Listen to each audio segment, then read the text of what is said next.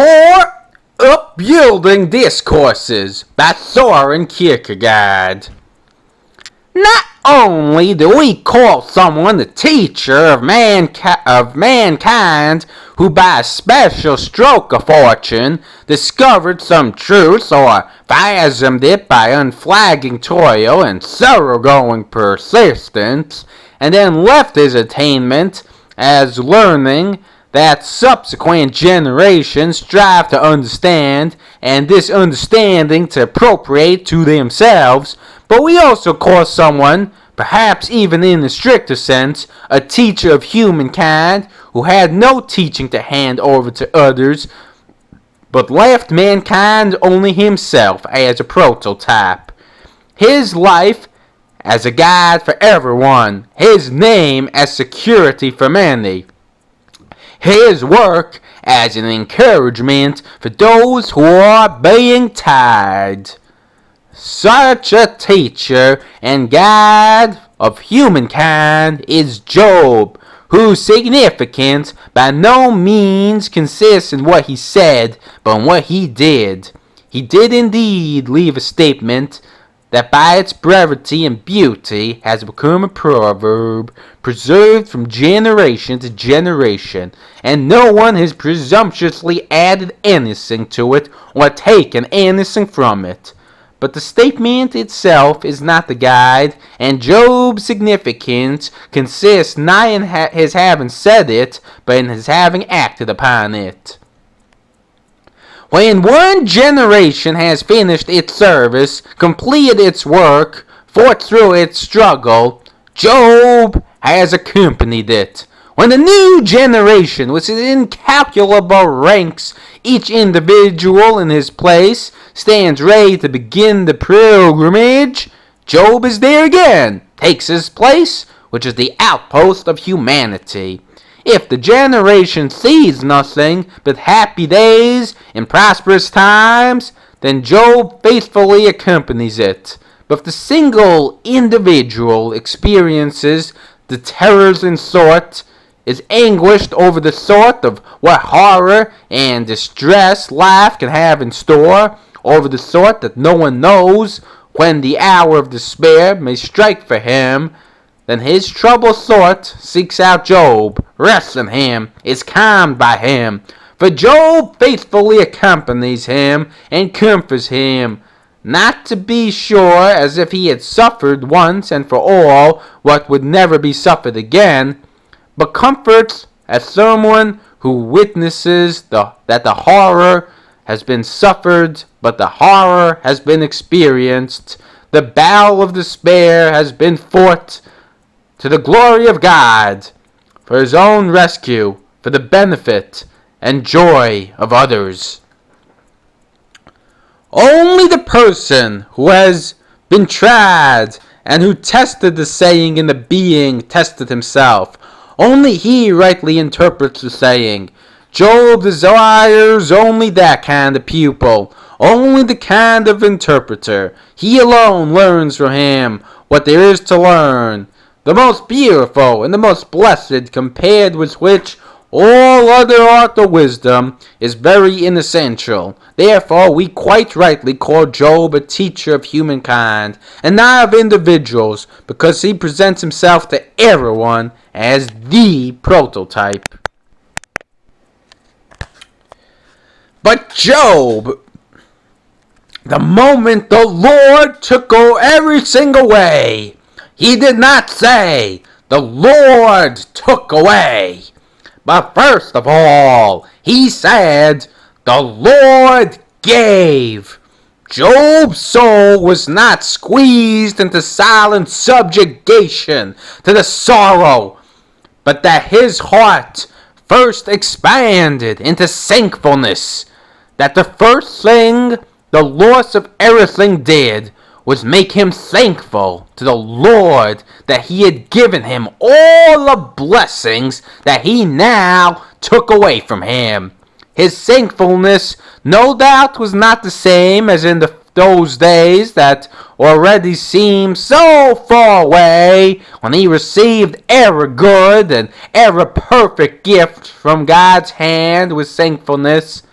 but his thankfulness was nevertheless honest, just as honest as the idea of God's goodness that was now so vivid in his soul.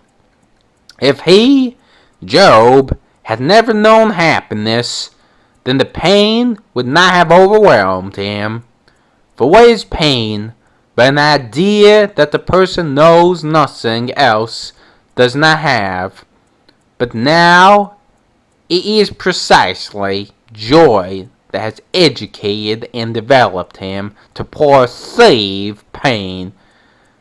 Then his joy became his own ruin. It was never lost, but only lacking, and in its lack it tempted him more than ever before. What had been his eyes' delight, his eyes craved to see again, and his ingratitude punished him by inducing him to believe it to be more beautiful than it had ever been. What his soul delighted in, it now thirsted for, and the ingratitude punished him by picturing it to him as more delightful than it had ever been. What he once had been able to do, now he wanted to be able to do again, and ingratitude punished him with fantasies that he had never had any truth. Then he condemned his soul, living, to be starved out in the insatiable craving of the lack. Are you perhaps thinking that something like this could not happen to you? Who taught you this wisdom? On what do you base this conviction? Are you wise and sensible? And is this your comfort? Job was the teacher of many people. Are you young, and is your youth your security? Job too was once young. Are you old, on the edge of the grave? Job was an old man when sorrow caught up with him. Are you powerful, and is that the proof of your exemption? Job was highly regarded by the people. Is wealth your security? Job possessed the blessings of the land. Are friends your security? Job was loved by all. Do you trust in God? Job was an intimate of the Lord. Have you really pondered these sorts, or do you rather avoid them lest they force a confession from you, which would now perhaps be called a depressed mood? And yet there is no hiding place in the whole world where trouble will not find you, and no one has ever lived who could say more than you can say, that you do not know when sorrow will visit your house. So then be earnest with yourself. Fix your eyes upon Job. The Garden of Eden was closed. Everything was changed. The man became afraid of himself, afraid of the world around him. Troubled, he asked, what is the good? Where is the perfect to be found? If it exists, where is its source? But the doubt that had come along with the knowledge coiled itself alarmingly around his heart, and the serpent that had seduced him was the delectable, now squeezed him in its coils. Would he find out what the good and perfect is without learning where it came from? Would he be able to recognize the eternal source without knowing what the good and perfect is? Doubt would explain to him first one thing, then another, and in the explanation itself would lie in wait for him in order to disquiet him still more. What happened at the beginning of days is repeated in every generation and in the individual. The consequences of the fruit of knowledge could not be halted. With the knowledge, doubt became more inward, and the knowledge which should have guided man fettered him in distress and contradiction. Perhaps you would say, who would want to deny that every good gift and every perfect gift is from above? But not wanting to deny it is still a very long way from wanting to understand it. And wanting to understand it is still a very long way from wanting to believe it. Does the fruit of the knowledge here again seem so delectable that instead of making a spiritual judgment, you demand an identifying sign from the good and the perfect, a proof that is actually did come from above? How should such a sign be constituted? Should it be constituted? Should it be more perfect than the perfect, better than the good, since it is assumed to demonstrate and pretends to demonstrate that the perfect is the perfect?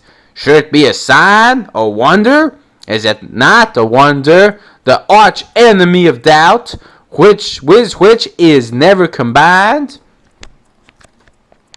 The apostle turns to the single individual in order to explain the condition that makes it possible for him to receive the good and perfect gift. This condition God himself has given, since otherwise the good would not be a gift.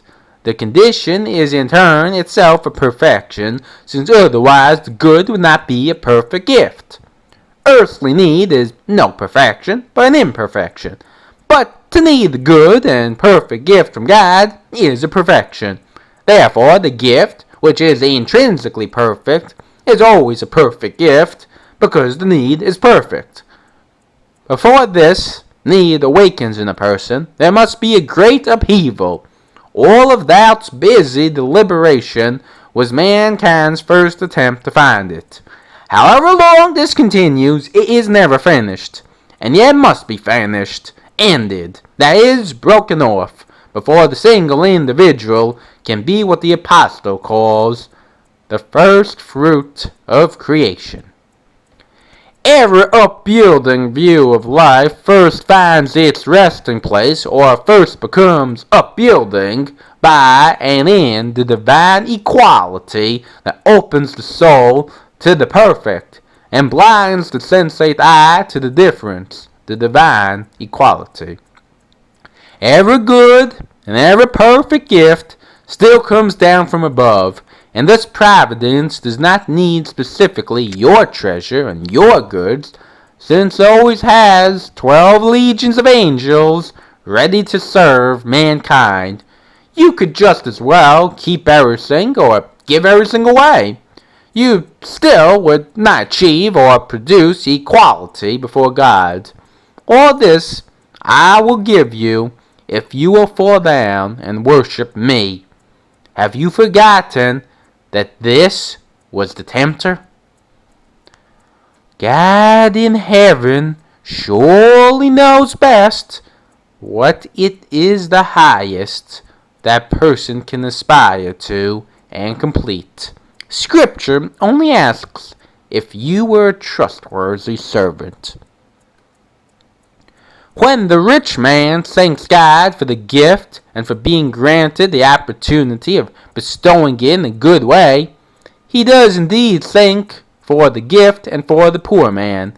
When the poor man thanks the giver for the gift and God for the giver, he does indeed also thank God for the gift. Consequently, equality prevails in the giving of thanks to God. A human being is born naked and brings nothing with him into the world, and whether the conditions of life are like friendly forms with everything in readiness, or he himself must laboriously find them, everyone must nevertheless acquire the conditions of his life in one way or another. Even if this observation makes an individual impatient and thereby totally incompetent, yet the better people know how to comprehend this and how to conform to the idea that life must be gained, and that must be gained in patience, to which they admonish themselves and others, because patience is a soul strength that everyone needs to attain. what he desires in life. The world can be possessed only by its possessing me, and this in turn is the way it possesses the person who has won the world, since one who possesses the world in any other way possesses it as the accidental, as something that can be diminished, increased, lost, won, without this possession being essentially changed. If, however, he possesses the world in such a way that the loss of it can diminish his possession, then he is possessed by the world. But whose possession, then, is his soul? Is it not the world's, since illegitimate possession is no possession, is not his, for he, of course, must gain it. Consequently, there must still be a possessor. This possessor must possess the soul only as legitimate property, but nevertheless must not possess it in such a way that the person himself cannot gain it as his legitimate possession. Therefore, this possessor can be none other than the eternal being, than God himself. Must he not possess his soul in order to have the patience in which he gains his soul? Not at all. For patience comes into existence during the gaining, and in this gaining he does not become stronger and stronger, which must be assumed if he were to use force, but he seemingly becomes weaker and weaker, precisely because the world possessed his soul illegitimately, and the ultimate consequence of this also because the world actually is the stronger, is that he becomes weaker and weaker in regard to the life of the world.